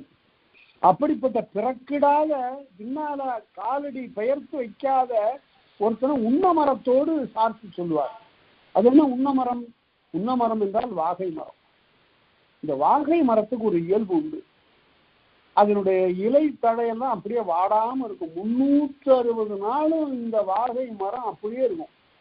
அதனுடைய பூக்கள் மயிலினுடைய தலையில இருக்கிற கொண்ட மாதிரி இருக்கும், ஒரு வயலட் கலர்ல. அதுதான் வாகை மரம். அந்த வாகையில இன்னொரு வகை இருக்கு, அது பேர் தூங்கு மூஞ்சி, அது வேற. வாகை என்பது வெற்றிக்குரிய. அந்த வாகையினுடைய சிறப்பு என்னவென்றால் 365 நாளும் அது தடைத்தே இருக்கும். அந்த அது மாதிரி இருக்கிறான் இவன் என்று சொல்லி உண்ண நிலைன்னு பேர். அதுக்கு இந்த துறைக்கு பேர் உண்ண நிலை. அடுத்தது மாயோன்மய மண்மரும் சிறப்பில் சாவாவிழு புகழ் பூவை நிலையும். அப்படி பார்க்கும்போது மாயோன் என்றால் திருமால். இந்த திருமால் வேற, வடமொழியில் சொல்லப்படுகிற மகாவிஷ்ணு வேற. ரெண்டையும் ஒன்னா சேர்த்ததுக்கு பிறகு காசு பிள்ளை அவர்கள் இதை பற்றி எழுதுறாரு. ரெண்டையும் ஒன்னா சேர்த்துட்டாங்க, புராணங்கள்லாம் எழுதிட்டாங்க. சங்க இலக்கியத்துல புராணம்லாம் கிடையாது. தற்கூறி பேற்றமாக சொல்லப்படுகின்ற சில செய்திகள் இருக்குமே தவிர புராணம் கிடையாது. ஓமையாக சில செய்திகள் இதிகாசத்திலிருந்து கொல்லப்படுமே தவிர அவை நேரடியான செய்திகளாக சொல்லப்பட மாட்டா, ஓமயங்களாக சொல்லப்பட மாட்டா. இதெல்லாம் மிகப்பெரிய இலக்கணம். சரி, அவ்வாறு மாயோனோடு சொல்லப்பட்ட பூவை நிலைன்னா, பூவைன்னு இந்த இடத்துல காயாம்பூ, காசாம்பூன்னு இப்ப சொல்லுவாங்க. இந்த காசாம்பூனுடைய நிறம் என்னன்னா நீல நிறம். திருமாலினுடைய நிறமும் நீல நிறம். அந்த மாயோனோடு பொருந்திய மாயோன் முதலியோரை ஓமித்து கூறுதல் அந்த காசாம்பூ, காயாம்பூ, பூவை நிலைன்னு அதுக்கு பேரு. தேவரோடு ஓமித்தல் எழுதினார். வெற்றி பெற்ற வீரர்களை, தேவர மன்னனை, வேந்தர்களை, மூவேந்தர்களை கொண்டு போய் அந்த திருமாலோடு ஒப்பிட்டு, மூவேந்தர் எப்படியெல்லாம் இந்த நில உலகத்தை காக்கிறார்கள் என்றால் இந்த திருமால் போல காக்கிறார்கள் என்று பேசுவதுதான் பூவை நிலைன்னு பேர். பூவை நிலைன்னா தேவரோடு ஓமித்து பேசுதல் என்று பொருள். அடுத்து ஆரமர் ஓட்டலும் அரிய போரை செலுத்துதல். போரை செலுத்துதல்னு சொல்லும். போர் நடக்குது வேகமாக. ஆபெயர்த்து தருதலும் ஆக்களை மீட்டு கொண்டு வருதலும் சீர்சால் வேந்தல் சிறப்பெடுத்துரைத்தல் எல்லாம் நடந்த முடிகிற நிலையில வேந்தனுடைய சிறப்பை பேசுவார். என்ன இருந்தாலும் அவன் தான் தலைவன். திருவுடை மன்னரை காணின் திருமாலை கண்டேன். நம்ம அரசனும் திருமாலும் நமக்கு ஒண்ணு, அப்படித்தான் கருதினார்கள். திருவுடை மன்னரை காணும் திருமாலை கண்டேன்னு சொன்னாரு நம்மாழ்வார். அவர் சீர்சால் வேந்தன் சிறப்பெடுத்து உரைத்தலும் தலைத்தாள் நெடுமொழி தன்னோடு உணர்த்தலும். இந்த தலைங்கிறதுக்கு 7ஆம் வேற்றுமை உருவு, இடப்பொருளை தருவது. தன்னிடத்து தாழ் முயற்சி, தாளாண்மை என்றால் முயற்சி, தன்னுடைய முயற்சியினாலே பெற்ற வெற்றியை குறித்து ஒருத்த நெடுமொழி சொல்லிக் கொள்வான். நெடுமொழின்னா வஞ்சனம். விட்டானா பாரு, சொல்லிட்டு போனேன்ல, நான் பெற்று வந்தேனா இல்லையா, நான் மீட்டு வந்தேனா இல்லையா என்று நெடுமொழி பேசுகிறான். நெடுமொழி பேசக்கூடிய அந்த துறையும் நெடுமொழின்னா வஞ்சனம். இன்னது விளைப்பில் இன்னதை இதுவாகியன்னு சொல்றதுதான் வஞ்சனம். நான் இன்னது செய்யலைன்னா இப்படி ஆகட்டும், இப்படி ஆயிடுவானோ என்ன நாயின்னு நினைச்சுக்கையா. சில பேர் சொல்லுவான், இந்த செயலை நான் முடிக்கல, என் பேரை மாற்றி வைப்பான். அதுதான் அவ்வாறு சொல்லுவது வஞ்சினம் இல்லை. இன்னது பிழைப்பில் இதுவாகிய என்று சொல்லுவது. அதுதான் சொல்லுகிறான். அவன் தன்னுடைய ஆண்மையை எப்படி பேசுறான் பாருங்க. ஆழமர் வெள்ளம் பெருகின் அது விலைக்கு வாழோடு வைகுவேன் யாமாக. பெரிய வெள்ளம் போல படபரட்டும், விலைக்கு தூக்கி எரிஞ்சிட்டு நான் நிப்பையா. அப்படி நிற்கும் போது மற்றவன்லாம் எப்படி இருப்பான்? கழிமகள் வென்றி கடல் வையோய் ஈய பிழிமகிழ்வு உண்பார்க்கிறார். மற்றவன்லாம் கல்லை குடிச்சிட்டு சாஞ்சு கிடப்பான். பிடி மகிழ், மகிழ்னா கல்லு, பிடியப்பட்ட கல்லை உண்டு கீழே கிடப்பான். நான் அப்படி ஆள் இல்லை, நான் வினைமேற் சென்றால் வெற்றி பெற்றுத்தான் வருவேன் என்று சொல்லுவதுதான் அந்த நெடுமொழி என்று பெயர். அடுத்தது வருதார் தாங்கள் வாழ்வாய்த்து கவிழ்தல் என்று இருவகைப்பட்ட பிள்ளை நிலை. இந்த பிள்ளை நிலைங்கிறதுக்கு எல்லாரும் என்ன உரை எழுதிட்டாங்கன்னா, யாரா இருக்கட்டும், நான் இளம்பொன்னதா இருக்கட்டும், நச்சினார்ஜினிகளா இருக்கட்டும், பின்னாடி துரசாமி பிள்ளையா இருக்கட்டும், இன்னும் மற்ற எல்லாரும் யாரா இருக்கட்டும், எல்லாரும் எழுதுனதெல்லாம் ஆன்மீக வீரம்னு எழுதினாங்க. அப்படி இல்லை, அவங்களெல்லாம் நான் மறுக்கிறேன்னு நினைக்க கூடாது. நச்சினார்ஜினிவர் ஏன்னா அந்த தலைமுறையில இருந்த அறிவை விட அதற்கு மேல போய் சிந்திக்கக்கூடிய நிலை நமக்கு இருக்கிறது. இந்த பிள்ளைன்னா என்னன்னா, அது காரிப்பிள்ளை. காரிப்பிள்ளைங்கிறது ஒரு பறவை. அது சுழந்து சுழந்து ஆள அடிக்கும், மனிதனை கொன்று விடும். அது இந்த காரிப்பிள்ளைக்கு ஓமையாக சொல்லப்படுகிறான் இந்த வீரம். அதான் வருதார் தாங்கள். தார்னா தூசிப்படை, அதாவது காலாட்படை. எத்தனை பேர் வந்தாலும் சரி அப்படியே தாங்கி நிற்கிறது. வருதார் தாங்கள் வாழ்வாய்த்து கவிழ்தல். கடைசியில வாழால காயம்பட்டு மார்புல காயம்பட்டு கீழே விழுந்து விடுதல். 2 துறை இதுல. வருதார் தாங்கள் வாழ்வாய்த்து கவிழ்தல் என்ற இருவகைப்பட்ட பிள்ளை நிலையில் தாரிப்பிள்ளை மாதிரி சுழன்று சுழன்று போராடி கடைசியில வாழினாலே வெட்டப்பட்டு கீழே விழுந்து விடுதல், வாழ்வாய்த்து விடுதலும் ஆகிய அந்த துறை. அதுக்கு அடுத்தது வாழ்வளைந்து எழுந்தோனை கீழே விழுந்துட்டாங்கயா போர்க்களத்துல, மாறுபல புண்ணு மகிழ்ந்து பறை ஒலிப்ப. எல்லாரும் பறையா அங்கிருந்து மகிழ்ந்து ஒலிக்கிறாங்க. வீரன் என்ன இருந்தாலும் நம்முடைய குடியினுடைய மானத்தை இவன் தாங்கி நிறுத்தி புகழ் பெற்று விட்டான். இந்த பறை ஒலிப்ப உடனே எல்லாரும் வேண்டி வாங்கலாம், அவனுக்கு துறக்கமாகிய நாட்டை கொடுத்தாரு, அவனை வானுலகத்தில் புகழ்மிக்க இடத்துல கொண்டு போய் அவனை சேர் என்று சொல்லி எடுக்கக்கூடிய அந்த பிள்ளை நிலை. அடுத்த காட்சி என்பது இறந்துபட்ட வீரனுக்கு, வெற்றி போரில் இறந்துபட்ட வீரனுக்கு காட்சி கற்காண்டல். போய் ஒரு கல்லை தேடுவாங்க. இன்னைக்கும் அது வழக்கத்தில் இருக்கு. இறந்துபட்டவர்களுக்கெல்லாம் இப்பவும் கல் நடுதலும் காடாத்தும் வாங்க. இப்பவும் ஒரு செங்கல்லை எடுத்துக்கொண்டு போய் ஆத்தங்கரையில வச்சு அதுக்கு தண்ணி ஊற்றி குளிப்பாட்டி அதுக்கு பொட்டு வச்சு அதுக்கு திருநீர் பூசி அல்லது நாமமிட்டு அதை இறந்தவர்களாகவே கருதி அதுக்கு எல்லா சடங்குகளையும் செய்து கொண்டு போய் ஆற்றுல போட்டுருவாங்க. அதான் கல் நடுதல் காடாத்து அப்படிங்கிற. காடாற்றுதல் காட்டின்கள்லையும் செலுத்துதல் அவ்வாறு வருவது காட்சி. இப்ப அவருக்கு ஒரு கோயில் எடுக்க போறாங்க. இந்த ஆணிரைகளை கொல்ல சென்றவன் மீட்க வந்தவன் ஆகிய 2 பேரும் போரில இறந்துபட்டானே, ஆனால் அவனுக்கு ஒரு கோயில் இருப்பாங்க. அந்த கோயில் தான் காட்சி கல்லை காணுதல். அந்த கல் நல்லா இருக்கியா? இப்ப வேற வசதி இல்லை, ஒரு செங்கல்ல வச்சிடறான். அந்த காலத்துல அப்படி இல்லை. போய் மலைச்சாரலுக்கு போய் குறிஞ்சி நிலத்துல நடக்குது, மலைச்சாரல்ல போய் அப்படி தேடிட்டு போவான் ஒரு கல். இந்த இடத்துல இந்த ஒரு கல்லை வெட்டி எடுத்துக்கலாம், நல்லா இருக்கு, முழு கல்லா இருக்கு என்று சொல்லி ஒரு பெரிய கல்லை எடுத்துக்கொண்டு வந்து நாட்டுதல். காட்சி கல்லை காணுதல். கல்கோள் கல்லை கொள்ளுதல். கொள்ளுதல் என்பது தொழிற்பெயர், கோள் என்பது முதல்நிலை நீண்ட தொழிற்பெயர். அடுத்தது நீர்ப்படை, அந்த கல்லை நீராட்டுதல். இந்த நீராட்டுதல்ங்கிறது கல்லை குளிப்பாட்டுறது, கல்லை கழுவி குளிப்பாட்டுறதுன்னு சொல்லுவோம். அது இழவு வினைகள்ல ஒன்று. பாண்டி நாட்டுக்கு வந்த மார்க்கோ போலோ எழுதுறான், என்ன வியப்பா இருக்கு இந்த நாட்டுல இந்த தமிழர்கள்லாம் தினந்தோறும் குளிக்கிறாங்க.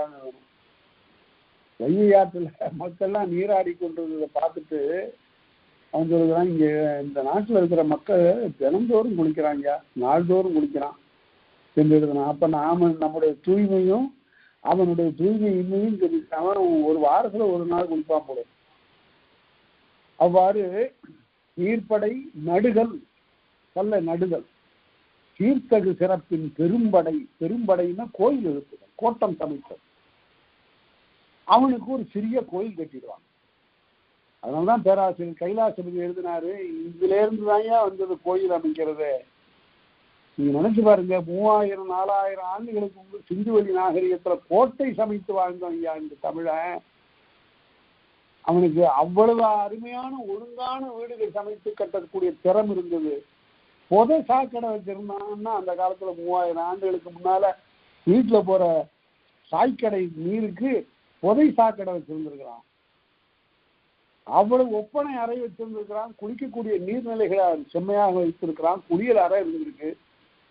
அவ்வளவு பெரிய நாகரிகம். ஆனா அந்த நாகரிகம் அதே காலத்துல யாருக்காவது கோட்டை கட்டி அரசாண்டானான்னு பாருங்க, கிரேக்க நாட்டில தான் பார்க்கலாம். அதனால அப்படிப்பட்ட ஒரு பெரிய மூத்த நாகரிகம். சீர்த்தகு சிறப்பின் பெரும்படை சமைத்தல், கோட்டம் சமைத்தல், கடைசியில எல்லாரும் சேர்ந்து வாழ்த்துதல்.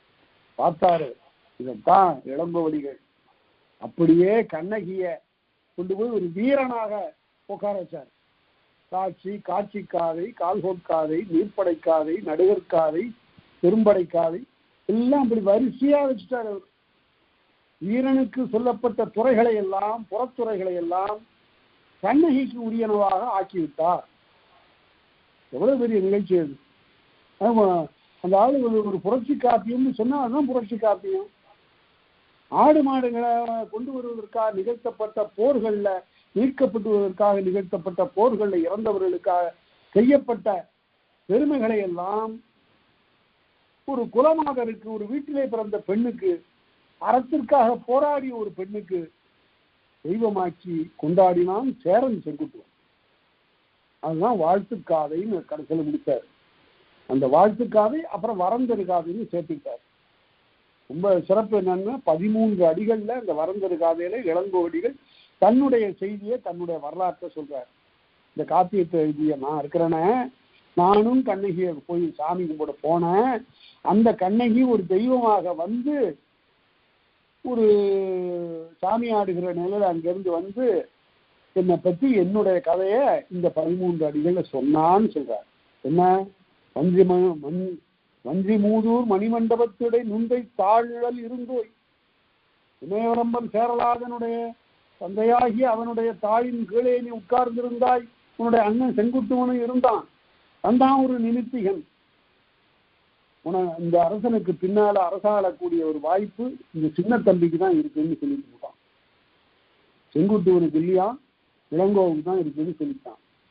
செங்குட்டுவனுடைய முகம் இப்படி ஆகியிருக்கும். இது என்ன முறைகேடு என்று அவன் நினைச்சிருப்பான். உடனே இளங்கோ என்ன பண்ணாரு, எழுந்துச்சு வந்துட்டு இருந்துட்டு வெளியில போய் தலையை மொட்டை அடிச்சுக்கிட்டு காவியை உடுத்துட்டு வந்து, இனி இந்த அரசு உரிமைகள்ல எனக்கு வேண்டாம், நான் வந்து துறவு பூண்டு விட்டேன்னு சொல்லிட்டார். என்று என் திறமுறைத்த இமையோர் இளங்கோடி தந்திரமுறைத்த தகைசால் முன்மொழி. என் வரலாற்றை இப்படி சொன்ன அந்த கண்ணகியினுடைய வரலாற்றை நான் இதுவரையில சொல்லியிருக்கிறேன்னு சொல்றாரு இளங்கோடி 13 அடிகள்ல வரந்தருக்காதையில. அதோட இப்ப வெற்றி திணை முடிஞ்சு போச்சு. இந்த பின்னால இருக்கக்கூடிய இந்த 18 சீர்த்தது சிறந்து பெரும்படை வாழ்த்திலிருந்து 23 மரபின் கல்லோடு புணர,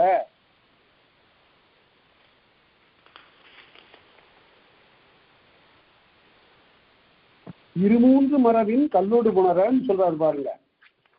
இந்த நிலைகள் எல்லாம் மேலே சொல்லப்பட்ட துறைகளுக்கும் முதல்ல பாத்தீங்கன்னா வந்த ஈரேழ் வகையிற்றாகும் சொன்னாரு. 14 துறைகளை சொல்றாரு.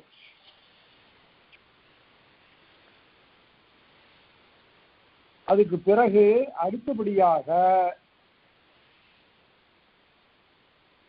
மரங்களை கூட்டிய குடிநிலையும் சேர்த்து சொன்னார். அதற்கு பிறகு 13 துறைத்தே 21 துறைகள், 21 துறைகளை சொல்றார். அதாவது இவையெல்லாம் பின்னால் வந்த துறைகள். முதல்ல இருக்கக்கூடிய துறைகள் எல்லாம் பூசல், அதெல்லாம் ஒரு ஊரளவில் நடக்கக்கூடிய நிகழ்ச்சிகள். இப்ப இதுக்குள்ளார வேந்தர்கள் வந்துட்டாங்க. போந்தை வேந்தே ஆரணவரும் மாபெரும் தானர்னு சொல்லிட்டதுனால ரெகுலர் வார் அது இப்ப அறிவிக்கப்பட்டது. டிக்ளேர்டு வார்ங்கிறது இந்த 2வது கூறுல இருக்கு. முதல் கூறு சண்டை, 2வது கூறு தான் போர். அதனால அந்த போரில் வீழ்ந்தவர்களுக்கு இவ்வாறெல்லாம் சிறப்பு செய்தல் என்பதோடு முடிக்கிறார். இதுதான் வெற்றி திணை. 2ம் ஒரே திணை தான். இதை பிற்காலத்து வந்தவர்கள் 2வது பிரிவை கரந்தை என்று தனியா பிரிச்சுட்டாங்க. கரந்தை திணை பிரிச்சாங்க. முதல் கூற வெற்றி திணை நாங்க, 2வது கூற கரந்தை திணை நாங்க. அவ்வாறு சொல்லுவது சார்புடையது இல்லை. ஏன்னா நிறைய கொல்ல போகிறவனும் வெற்றிக்காரன் தான், நிறை மீட்க வருகிறவனும் வெற்றியான் தான். அவ்வாறு கொள்ள வேண்டும். அந்த வகையில இந்த துறைகள் முடிந்தன. அடுத்தது 2வது திணை வஞ்சி திணை. சரி, வெற்றிதானே குறிஞ்சியது புறனேன்னார்ல, இங்க வஞ்சிதானே முல்லையது புறனே. வஞ்சி திணை என்பது காடும் காடு சார்ந்த நிலவுமாகிய முல்லைத்திணைக்கு புறனாக அமைந்தது. இதுக்கு என்ன பொருள்? எஞ்சா மன்னசை வேந்தனை வேந்தன் அஞ்சுதகச் சென்று அடல் குறித்தன்றே. என்னுடைய மண் மீது விருப்பம் கொண்டிருப்பான் போல தோன்றுகிறது, நான் அவன் மீது படையெடுத்து சென்றாக வேண்டும் என்று கருதிப்பான். நல்ல எடுத்துக்காட்டுக்கு வேண்டும் என்றால், அருள்மொழிவர்மன் பதவி ஏற்கிறான். பிற்கால சோழர் வரலாற்றில் அருள்மொழிவர்மன் என்ற அரசன் பதவி ஏற்கிறான். பதவி ஏற்ற பிறகு தன்னுடைய தூதுவனை அவன் எல்லாரோடையும் அமைதியாக போக வேண்டும் என்றுதான் நினைப்பான். அந்த அருள்மொழி தன்னுடைய தூதனை சேர நாட்டிலே இருக்கக்கூடிய பாஸ்கர ரவிவர்மனுக்கு அனுப்பினான். அப்போது சேர நாட்டினுடைய ஒரு பகுதியாக இருந்தது இன்றைய உதக மண்டலம். ஏன் அதுக்கு உதக மண்டலம்னு பேர்னா, உதியன் மண்டலம். உதியன்னா சேரன், சேர அரசனுடைய பேர் உதியன் சேரன். அந்த உதியன் ஆண்ட மண்டலம் உதக மண்டலம்னு ஆச்சு. அந்த உதக மண்டலத்துல என்ன செய்து விட்டான், இந்த சேர அரசன் பாஸ்கர ரவிவர்மன்கிறவன் இந்த அனுப்பப்பட்ட தூதுவரை சிறையில போட்டுட்டான். அருள்மொழிவர்மனுக்கு சினம் வந்து விட்டான். அதனால உடனே படையோடு புறப்பட்டான்.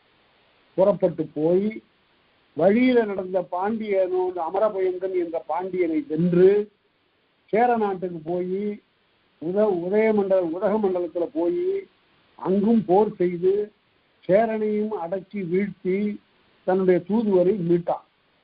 ஆக இப்ப பாண்டி மண்டலமும் சேர மண்டலமும் தன்னுடைய கையில வந்துவிட்ட நிலையில் 3 மண்டலங்களுக்கும் அரசனான பிறகுதான், அதாவது தன்னுடைய ஆட்சி ஆண்டுல 3வது ஆண்டுக்கு பிறகுதான் அவன் ராஜராஜன் என்ற பெயரை சூட்டி கொண்டான்.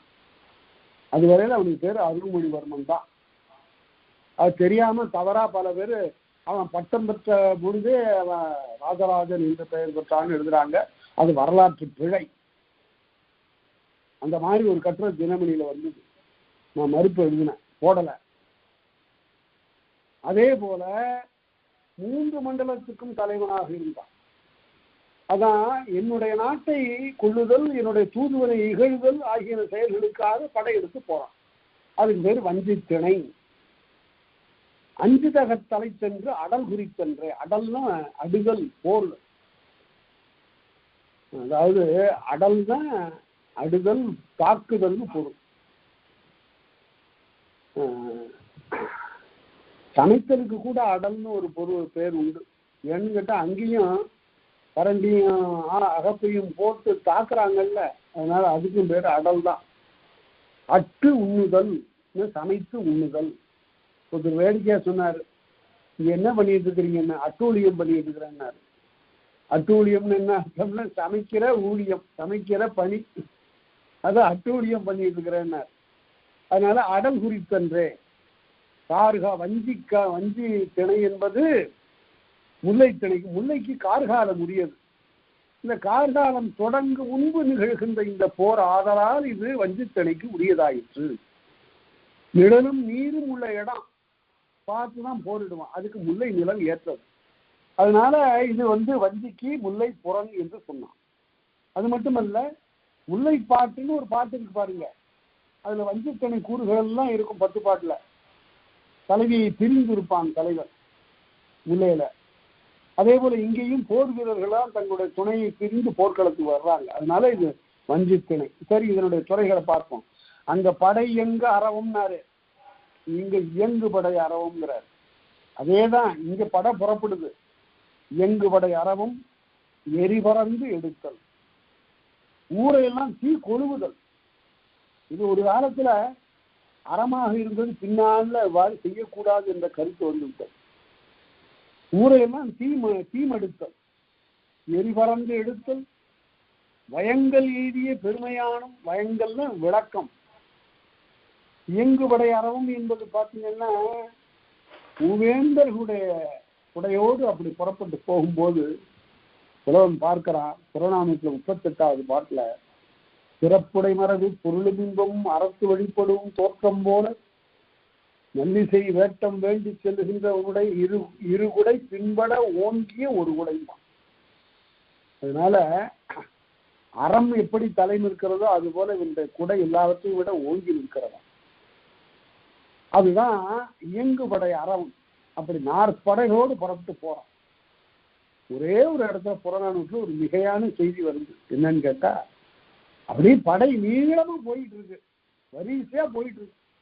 எவ்வளவு நீளம் போகுது? இந்த காலத்துல இந்த அரசியல்காரங்க எல்லாம் கார் ஊர்வலம் விடுவான், 2000 கார் போகும் வரிசையா. 2000 காருக்கு எவ்வளவு எண்ணெய் செலவாகும், என்ன தேவைதானா, மக்களுடைய வாழ்க்கைக்கு இது எந்த வகையில ஏற்றம் தரும் என்றெல்லாம் யாரும் செஞ்சுக்கிறது இல்லை. ஆடம்பரமான பகட்டான ஒரு அரசியல் எல்லா கட்சிகளும் இப்போ அப்படித்தான் இருக்கு. அது மாதிரி எல்லாம் இல்லாது படை அந்த காலத்துல காலாட்படை போகுது, தேர்ப்படை போச்சு, குதிரைப்படை போச்சு, அதுக்கு பிறகு யானைப்படை போச்சு, அப்புறம் காலாட்படை போய்கொண்டே இருக்கிறது. அப்பதான் சொன்னா, பனைமரத்துல முதல்ல பார்த்தானா பூ தான் இருந்தது, தலையோ. அந்த முதல்ல போறவன் பார்க்கறான், அண்ணாந்து பார்க்கறான், பனைமரத்துல பனம் பூ இருக்கு. அடுத்து கடைசியில போறவன் பார்க்கறான், பனம் காய் இருக்கு. அவ்வளவு காலம், 6 மாதம் ஆயிருக்கும், 3 மாதம் ஆயிருக்கும்ல, அவ்வளவு நீண்ட அளவுக்கு சேனைங்கிறான். அவ்வாறு எரிபறந்து எடுத்தல் அவன் பாடுகிறான். ஊர் சுடு விளக்கத்து நல்ல இல்ல ஆகுவாள் ஒரு பெண் பாடுறான். என்ன ஐயா நீ ஊரெல்லாம் கொளுத்திட்ட, ஒரு வீடு நல்ல வீடா இல்லை இந்த நாட்டுல என்று பேசக்கூடிய நிலையை பார்க்கும். வயங்கள் எய்திய பெருமையானும், விளக்கம் எய்திய பெருமை. அதாவது இந்த நிலம் சிறைப்பண்ண தாய், நிலமே சுருங்குற அளவுக்கு பெரிய தானை, அவ்வளவு பெரிய தானை என்று பேசுவது வயங்கள் எய்திய பெருமை எனப்படும். அடுத்து கொடுத்தல் எய்திய கொடமையானும். போர்ல அதற்கு பிறகு வெற்றி பெறுகின்ற போது பெற்ற பொருள்களை எல்லாம் பிறருக்கெல்லாம் கொடுத்தல், அது கொடை. அடுத்து உருந்து அட்ட கொற்றமும், பகைவர் பலரையும் அடுத்து மேலிட்டு கொன்ற வெற்றி. போர்க்களத்துல போர் செய்வதற்கு உரியவர்கள் மட்டுமே கொல்லப்படுவார். அப்பால் இருப்பவர்களை, இந்த போரில் தொடர்பு இல்லாதவர்கள் யாரையும் தீண்டுதல் வழக்கம் இல்லை. அடுத்தது மாராயம் பெற்ற நெடுமொழியானும். மாராயம்னா இப்பவும் வழக்குல இருக்கு, இந்த பேச்சு வழக்குல இருக்கு. மாராயம்னு வேந்தனால் செய்யப்படுகிற சிறப்புன்னு பொருள். மாராயம் பெற்ற நெடுமொழி. எனக்கு வேந்தர் பதக்கம் போட்டாரியா, எனக்கு வேந்தர் கடகம் போட்டாரியா என்றெல்லாம் தன்னுடைய பெருமையை சொல்லுகிறான். நெடுமுடி என்றால் வஞ்சனம். சத்தியா என்னுடைய ஆற்றலை என்று ஒரு வீரன் பேசிக் கொள்கிறான். அதுக்கு பேர் மாராயம் பெற்ற நெடுமுடி. ஏனாதின்னு ஒரு பட்டம் கொடுக்கிறது, சாவிதின்னு ஒரு பட்டம் கொடுக்கிறது. இப்படியெல்லாம் பெரிய பெரிய விருதுகளை கொடுப்பது. சில பேருக்கு நிலம் கொடுப்பான். தன்னடை நல்குதல் வேந்தற்கு கடனே. நிலங்களை எல்லாம் கொடுத்து இதை வைத்துக்கொள் என்று சிறப்பு செய்தல். இதெல்லாம் மாராயம் பெற்ற நெடுமுடி. அடுத்து பொருளின்று உய்த்த பேராண் பக்கமும். பகைவரை ஒரு பொருளாக மதிக்காத பேராண் பக்கம், பெரிய ஆண்மை. பக்கம்னு பகுதி, பெரிய ஆண்மையின் பகுதி. வருவிசை புனலை கச்சிறை போல ஒருவன் தாங்கிய பெருமை. பெரிய படம் வந்தா அப்படியே அணைக்கட்டு மாதிரி ஒருத்தன் நின்று அத்தனை பேரையும் எதிர்கொள்கிறான். அதுதான் கற்சிறைன்னு அணைக்கட்டு. வருவிசை புனலை கற்சிறை போல. நான் அப்படி அண்ணாமலை பல்கலைக்கழகத்துக்கு போகும்போது பார்த்தான், அங்க அணைக்கட்டு, அணைக்கரைன்னு ஒரு ஊர் இருக்கு. 2 அணை இருக்கு அங்க, நிரம்பி வழியும். ஆனா எந்த ஊரும் ஏற்படலை அந்த அணைக்கட்டுக்கு. அங்க ஒரு கல்வெட்டு இருக்கு, அதை பார்த்தேன். என்ன கல்வெட்டு? அத வெள்ளைக்காரோட ஆட்சியில கட்டப்பட்ட அணைக்கட்டு அது. அதுக்கு அப்ப செலவு 24,000 ரூபாய். வீடு கூட கட்ட முடியாதப்ப 24,000 ரூபாய்க்கு 2 அணை கட்டியிருக்காங்க.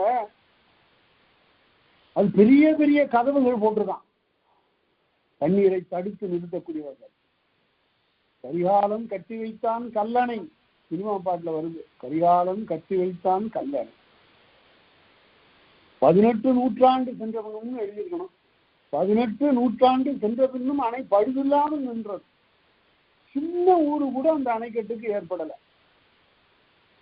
அந்த மேலணை கீழணை எல்லாம் இருக்கு பாருங்க, அந்த ஒரு சிறு ஊரு கூட ஏற்படலை. இப்ப கட்டுற வீடெல்லாம் என்னமோ ஆயிடுச்சு. அதனால அவ்வளவு வலிமை மிக்க அணையை கரிகாலன் கட்டினான். கரிகாலனுடைய காலம் கிபி 75 அவனுடைய காலம் முடியும். அந்த காலத்துல கட்டப்பட்ட ஒரு அணை. அதான் பெரும் அணைக்கட்டு போல ஒரு ஆள் நிக்கிறான், நின்று நீரை தடுத்து நிறுத்துவது போல பெரிய படை வெள்ளத்தை தடுத்து நிறுத்துகிறான். வருவிசை புனலை கற்சிறை போல ஒருவன் தாங்கிய பெருமை. அடுத்தது பிண்டம் மேய பெருஞ்சோற்று நிலை. இது ரொம்ப மிகவும் இன்றியமையாத ஒரு துறை. பெருஞ்சோற்று நிலைன்னு பேர் இருக்கு. என்னென்றால் வேந்தன் என்ன செய்கிறான் என்றால், தன்னுடைய படை வீரர்களை எல்லாம் கூட்டி உட்கார வச்சு போருக்கு போறதுக்கு முன்னால எல்லாருக்கும் அவனோட கையால கவளம் கொடுக்குறான். அவனுடைய கை கவளம், அந்த கைக்கோளம் அதுல இருந்து தான் வந்தது. கையால் வேந்தனால் கவளம் உண்டவன். வேந்தன் தன்னுடைய கையினால அவனுக்கு தானும் உடனிருந்து உண்பதோர் பாவனையும் எழுதுவார் நச்சிரார். வேந்தன் கூடவே உட்கார்ந்து சாப்பிடுறதாக ஒரு மரபு. போர் வீரர்களை எல்லாம் கூட்டி அவர்களுக்கு தன்னுடைய கையினாலே சோற்று உருண்டையை கொடுக்கிறான். அதுதான் பிண்டம். பிண்டம் மேய பெருஞ்சோற்று நிலை. புறநானூற்றுல பாரத படைகளுக்கு பெருஞ்சோறு தந்ததை முரஞ்சியூர் முடிநாகராயர் ஒரு பாட்டுல பாடுவார். அது பெருஞ்சோற்று மிகுவதம் வரையாது கொடுத்தோய் அப்படின்னு அங்க சொல்லுவார். அடுத்து வென்றோர் விளக்கமும் வெற்றி பெற்றவர்களுடைய பெருமைகளை எல்லாம் பேச எந்தெந்த. அதுதான் இப்ப பிற்காலத்துல மெய்கீர்த்தின்னு ஆச்சு. மெய்கீர்த்தியில என்ன சொல்லுகிறான் பாருங்க, திருமகள் போல பெருநில செல்வியும் கங்கையும் ஈழமும் கடாரமும் எல்லாம் கொண்டான்னு எழுதுறான் பாருங்க. அதுதான் வென்றோர் விளக்கம். தோற்றோர் தேயும் 10 ரொம்ப அருமையா வரும். தோற்றோர் இந்த அரசனிடம் தோற்ற நிலையில என்ன ஆச்சுன்னு கேட்டா, பசிய பயிர்கள் எல்லாம் அழிந்துபட்டன. பாலை நிலத்தில் இருக்கக்கூடிய மரங்கள் போல எல்லாம் மரங்கள் எல்லாம் காய்ந்து உலர்ந்து நின்றன. நீர்நிலைகளிலே நீர் இல்லை, இளம் புற்கன்று போயிற்று என்றெல்லாம் பேசுவான் 10. அதுதான் தோற்றோர் தேய்வு. குங்காச்சரப்பின் கொற்றவள்ளை. கொற்றவள்ளைன்னா பகைவர் நாட்டு பகைவருடைய அழிவுக்கு இறங்குதல். ஐயோ இப்படி போயிட்டானே, நம்மிடம் போர் செய்து இவ்வாறு தோற்று போய்விட்டானே என்று இறங்கி அவர்களிடம் திரை பெற்றுக்கொண்டு அவர்களுக்கு பண்டைய நிலையில் அவர்களுடைய நாட்டை கொடுத்தது. இதெல்லாம் கொற்றவல்ல. கொற்றவல்லை என்பது கொற்றம்னு வெற்றி, வல்லைங்கிறது வல்லைப்பாட்டு. அழிவடை தத்தோர் கழிஞ்சி என்றால், ஒரு போர்க்களத்துல ஒருத்தன் துன்புற்றான், காயம்பட்டுட்டான், மார்பில காயம்பட்டான், அவனை கழுவி கொள்ளுதல் கழிஞ்சி என்று சொல்லப்படும். அவனுக்கும் ஒரு ஆறுதல் கொடுக்கின்ற வகையில அதை நம்ம நெடுநல்வாடையில பார்க்கலாம். பாண்டி நெடுஞ்செழியன் புண்பட்ட வீரர்களுக்கெல்லாம் இரவு நேரத்துல போய் பார்க்கறையில ஆறுதல் சொல்லுகிறான். அதுதான் கழிஞ்சி. அது 284வது புறநானூற்று பாடலையும் பேசப்படும். அதனால இவையெல்லாம் வஞ்சித்திணை. வஞ்சித்திணை ஏன் மிகுதியா இல்லை? மிகுந்த துறைகளால் அது பேசப்படவில்லை. 13 துறைகளோட ஏன் நிறுத்திட்டாரு அப்படின்னா, வஞ்சி ஒரு கருத்து நிலையில இருக்கு. போருக்கு புறத்தான் போய் வழியில சிறு சிறு போர்களா செய்து கொண்டு போகக்கூடிய நிலை செஞ்சா மண் அசை, நசைன்னா விருப்பம், மண் அசை வேந்தனை வேந்தன், அவனுக்கு இவனுடைய மண்ணின் மேல் ஆசை இருக்கிறது, அதை நீக்குவதற்காக போரிட்டு போகிறான். அதனால கருத்து நிலையில போர் உருவாயிடுச்சு. அதுதான் வஞ்சி திணை.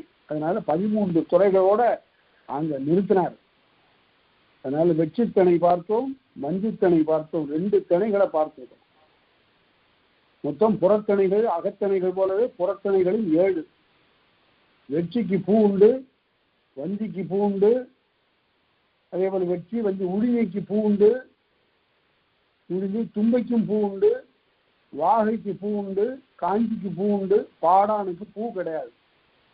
பாடான் திணைக்கு பூ கிடையாது. அதை எப்படி பிரிக்கணும்னா, பாடு ஆண், பாடப்படுகின்ற ஆண்மகனுடைய பெருமைகளை பேசுவது பாடான், அது கடைசி திணை.